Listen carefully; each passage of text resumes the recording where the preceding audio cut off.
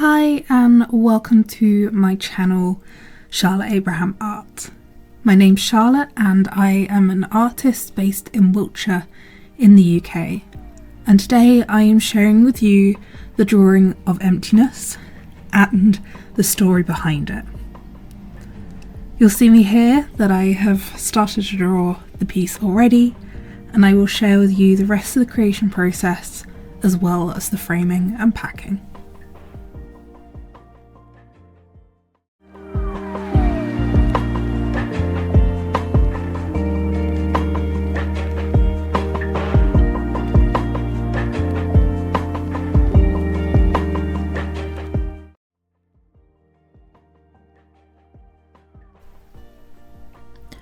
This piece is called Emptiness for a range of reasons, but I'll run you through my creative process first. So with this piece, I drew out a few shapes, and from there I draw a line centrally within that shape with a random movement. As long as this line doesn't cross over itself, that is absolutely fine to wherever it goes. I then follow this line again and again and again and again until I fill up the shape. So you can see here I have done a small circle branching out into a square. Now the difference with this piece compared to my other lines pieces is that this really gave me a sense of calm when I needed it the most. I created this piece whilst my mother-in-law was sadly battling and unfortunately passed away from cancer. She was a tough woman, and going through this piece really allowed me to just connect back with myself. This piece is different not only because of why I drew it, but also because of this empty space, which relates to its title. All my other pieces fill the page with the shapes and the overlaps that occur. However, this has a large empty space on the top left corner where almost she should be.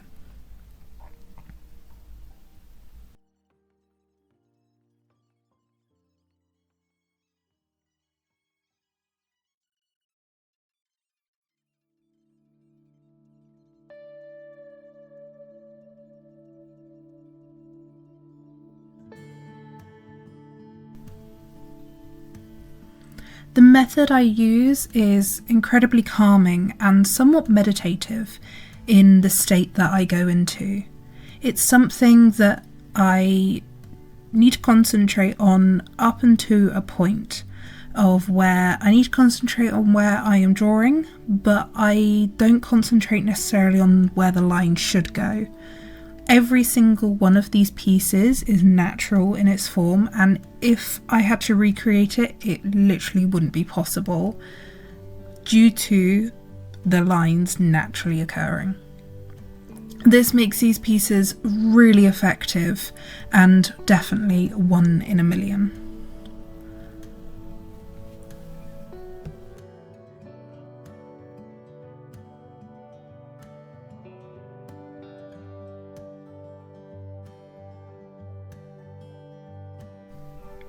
I do get asked if I lose concentration, if I overlap my lines, and if I go cross-eyed, and the answer to all of those is yes. So I do lose concentration sometimes, and that is when I overlap my lines because I just lapse in that moment and my pen goes awry. If it decides to go off in another direction, I will then follow that with my next line. And when I get very tired, my eyes do go cross-eyed. So I like to try and do these pieces when I'm a bit more fresh, when I just need that moment in a quiet space. Admittedly though, I do normally have music on, so it doesn't necessarily mean a quiet space for others, but this just gives myself a chance to completely zone out and have a quiet space in my mind. This is where it becomes meditative, and it just allows me to get into almost a flow state of drawing and just to continue all the way through.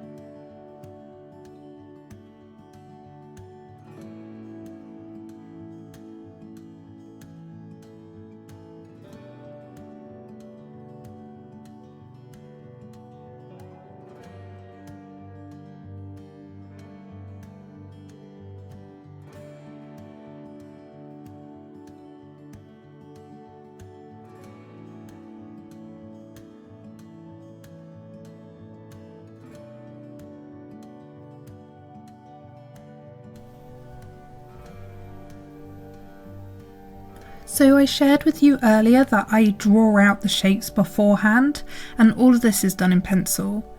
You'll see me rubbing out here the boundary line that I created, and I sometimes use the existing mount board that comes with a frame that I'm going to use, and this gives me really good clearance so that my shapes do not approach too closely to the border of the frame, and if I wanted to include the mount, then I could do so. You'll then see me here rubbing out the line for the shapes themselves, and I have to sometimes be careful if my lines are a little bit too fresh. However, here is my frame. I did get this one from Hobbycraft here in the UK. It is a craft store that sells pretty much everything, and it can sometimes be a little bit expensive. However, it is great for the frames that I want because they are large and they are glass as well. So this 60 by 80 frame I will be using today to frame my piece, and I do all my framing myself. I find that this not only cuts down costs, to be brutally honest, but also it means that I can really quality assure my work.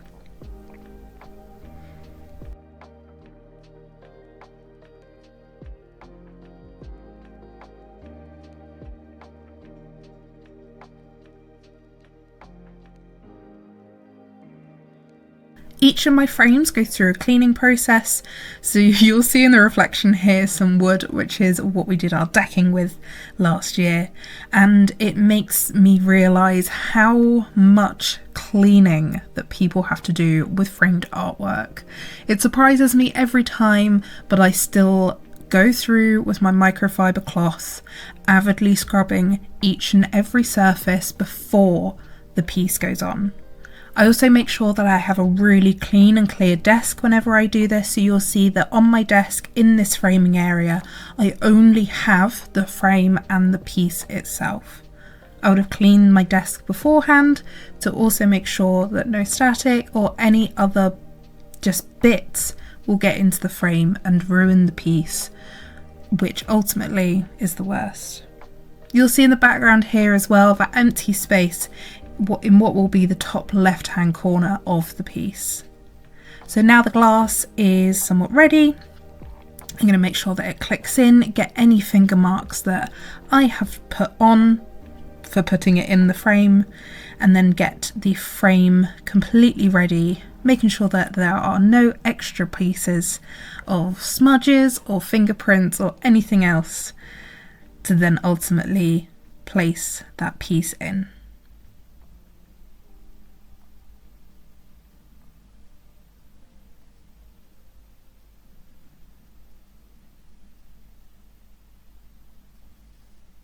So luckily, well, not necessarily luckily, I planned for this piece to fit this exact frame, so there wasn't any measuring, there wasn't any haphazardness as to how I was going to get it in, but as I mentioned, I frame everything myself. So this includes sealing the piece in the frame, for which I use framer's tape.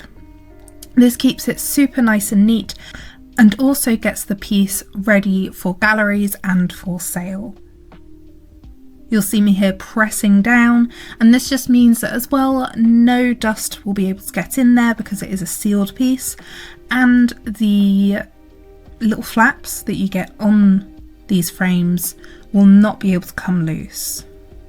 You'll see me here, I've already done the long side, and I try and do this in one piece to make sure that it's nice and smooth. A couple of ruffles here and there, however, that's what we get for things by hand. Ultimately, my piece is now ready, and I am replacing the corners on this frame. So this will mean that it's nice and safe during any transport, and if I am going to send it abroad, then the frame corners are also nice and steady and protected. I try and do this with all the larger pieces that I have to make sure that they are safe when I carry it off. Thank you for joining me today, and I hope to show you another piece soon.